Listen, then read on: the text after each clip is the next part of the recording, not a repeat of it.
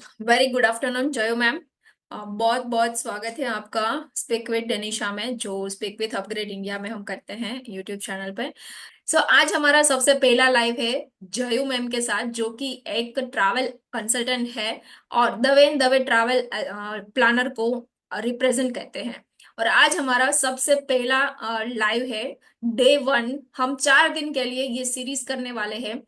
Day one पे हम एक सवाल पूछेंगे, जो कि हमारा मेन टॉपिक है, why travel consultant in this digital era. उसका सबसे पहला सवाल आज हम डिस्कस करने वाले हैं, दूसरा सवाल दूसरे दिन पे, तीसरा सवाल तीसरे दिन पे। तो हम ये सारी चीजों में ये सारी चीजें हम क्यों कर रहे हैं अभी, क्योंकि बहुत सारे लोगों को बहुत सारे क्वेश्चंस रहते हैं ट्रैवल के रिलेटेड, कि मैं ट्रैवल एजेंट क्यों रखूं, मेरे पास सारी एक्सेसिबिलिटी है, मैं बुकिंग कर सकता हूँ, होटल बुक कर सकता हूँ, बहुत सारी ऐसी वेबसाइट्स वगैरह हैं, बट तो मुझे ट्रैवल एजेंट क्यों रखना है। तो जयो ma'am, just introduce yourself first from your side, then हम क्वेश्चन आंसर जो है, जो टॉपिक है, उसको हम कंटिन्यू करते हैं।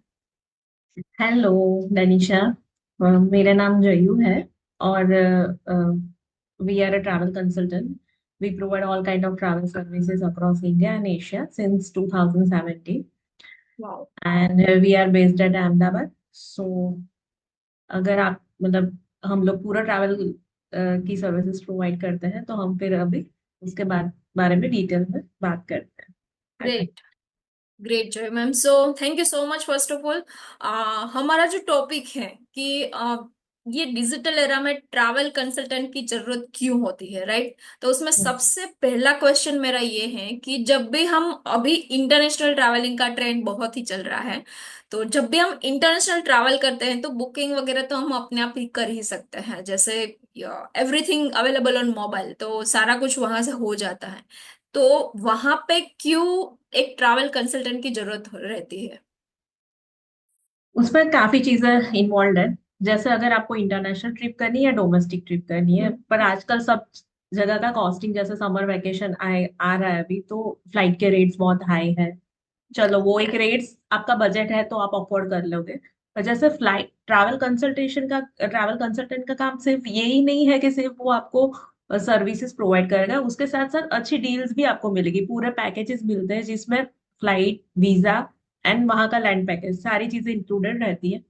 जो फ्लाइट है वो हम लोग डायरेक्ट एयरलाइन से परचेस करते हैं. तो उसमें आपको वो चीज अगर आप अपने आप जैसे वो सारी वेबसाइट है, ऑनलाइन वेबसाइट, उसके थ्रू बुक करने जाओगे, तो वो आपको अलग रेट दिखाएगा. जो हमारा जो पूरा पैकेज है उसका तो 50% से ज्यादा कॉस्टिंग तो आपको फ्लाइट में ही जाएगा. यस। तो वो जो डील है वो ट्रैवल कंसल्टेंट ही ला सकता है, वो आपको ऑनलाइन प्लेटफॉर्म पे नहीं मिलती है. तो वो एक बहुत बड़ी चीज है. और दूसरा, हमारे पास इंटरनेशनल के साथ साथ डोमेस्टिक में भी सारे ब्लॉक्स रहते हैं फ्लाइट्स के अवेलेबल. तो वो ब्लॉक्स भी आप परचेस कर सकते हो. तो उसमें भी आपको काफी बेनिफिट मिलता है, जो रेगुलर कॉर्पोरेट ट्रैवलिंग जिसका भी चलता है.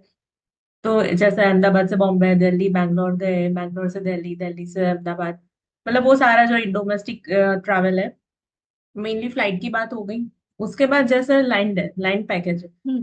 तो लैंड पैकेज में अगर आप कहीं पे जा रहे हो, जैसे इंडिया में जा रहे हो आप, ये सेवन सिस्टर वाला एरिया है, आसाम वगैरह, हम्म। तो अभी वहां पे सेफ्टी कंसर्न्स चल रहे हैं कि वहां पे हम या। क्या है, ग्राउंड रियलिटी क्या है क्या नहीं है. आप होटल कर लोगे, फ्लाइट कर लोगे, पर ग्राउंड रियलिटी आप कैसे पता करोगे? उसके लिए तो आपको कोई कंसल्टेंट की ही जरूरत पड़ेगी, जिसका वहां पे ग्राउंड टच है, वहां पे लोगों के यस। साथ कनेक्शन है, वहां पे उनकी टीम काम कर रही है. तो वहां से ही आपको वो रियलिटी पता चलती है.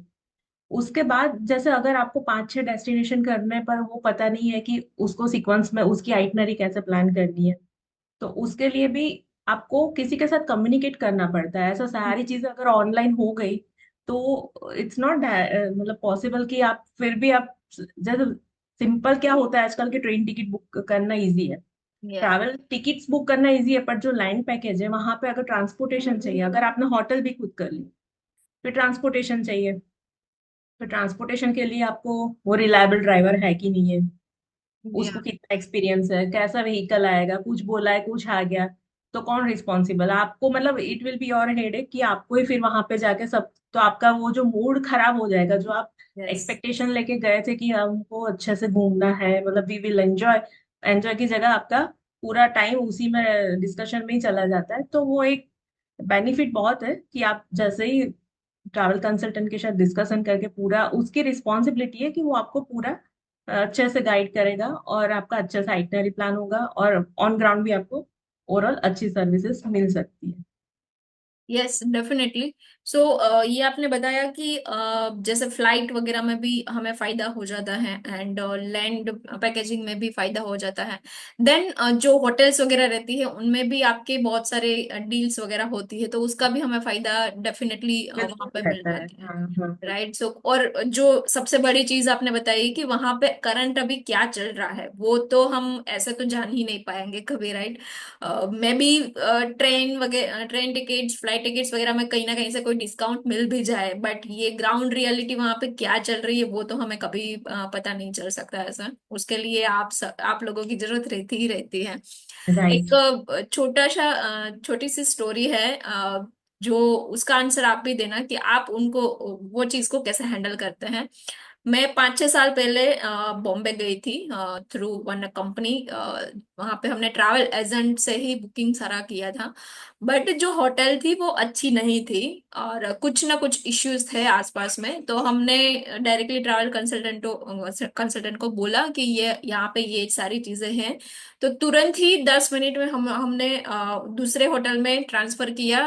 वो उन्होंने ही सारा कम्युनिकेशन किया, हमने जस्ट सामान लिया और दूसरे होटल में चले गए। तो ये फायदा होता है जब हम एक ट्रैवल कंसल्टेंट के थ्रू कोई चीज बुक करवाते हैं, कोई ट्रैवल ट्रिप हमारी बुक करवाते हैं। इसके ऊपर आपका क्या है ओपिनियन है कि आप कैसे हेल्प करते हो आपके क्लाइंट्स को ऐसे? हाँ बिल्कुल ऐसा होता है। जैसे कभी क्लाइंट गए हैं वहां जाके उनको लगा कि ये मैंने जो बोला था, हमने जो बोला था यहाँ से, उसमें अगर कोई वेरिएशन है, कुछ डिफरेंस है, उनको कुछ समझ में नहीं आ रहा है, या ब्रेकफास्ट में प्रॉब्लम है, ऐसा होता है कभी कभी। तो वैसे जनरली ऐसा होता नहीं है। अगर आप स्टैंडर्ड कैटेगरी की होटल लेके हाँ। जाओ तो इन केस कभी हुआ तो वो होटल रिस्पॉन्सिबल होती है कि या तो वो चीज आपको सेट करके दे, और अगर इन दैट केस अगर होटल मना कर रहा है तो हम उसका दूसरा ऑल्टरनेटिव ऑप्शन प्रोवाइड कर सकते हैं विद इन सेम बजट। तो उसके लिए आपको अलग से कुछ पेमेंट करने का रहता नहीं है।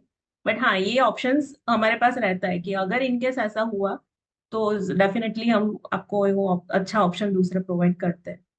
Yes. So that is the responsibility of travel consultant. आप उसी के सर्विसेज चार्ज दे रहे हो ट्रैवल कंसल्टेंट्स को। या हाँ, कि आपको अच्छी सर्विस मिले, और एंड उसकी रिस्पॉन्सिबिलिटी उसी की रहती है। हाँ। यस। एंड अगर ऐसा कुछ भी हो जाता है जब हमने ट्रैवल कंसल्टेंट के थ्रू नहीं किया है, तो हम बहुत ही बुरी तरीके से परेशान हो जाते हैं कि अब कहाँ जाए, कहाँ पे न्यू होटल ढूंढे वगैरह, राइट। सो प्रॉपर्टी वाला आपको जवाब ही नहीं देगा ऐसा। Yes. He will not answer you. Definitely definitely. So ये था हमारा आज का सबसे पहला लाइव और सबसे पहला क्वेश्चन कि इंटरनेशनली हम ट्रैवल करते हैं तो क्यों हमें ट्रैवल एजेंट चाहिए इन this digital era. Next question हम जयो मैम से करेंगे और वहां पे हम कुछ और भी चीजें जानेंगे, ग्राउंड लेवल की चीजें जानेंगे ट्रैवल के लिए, ट्रैवल कंसल्टेंट की क्या जरूरत है उसके लिए, और वो भी ये इंटरनेट के जमाने में, right. So thank you so much जयो मैम। आज हमने जो भी इंफॉर्मेशन यहाँ पे डिस्कस की है, जो भी चीजें यहाँ पे डिस्कस की हैं, बहुत ही हेल्पफुल रहेगी हमारे व्यूअर्स को, मैं ऐसी आशा रखती हूँ। एंड कल हम अगेन मिलते हैं आपके साथ नए क्वेश्चन के साथ ट्रैवल के related. So thank you so much. Thank you Danisha, see ya you. Bye. Bye bye.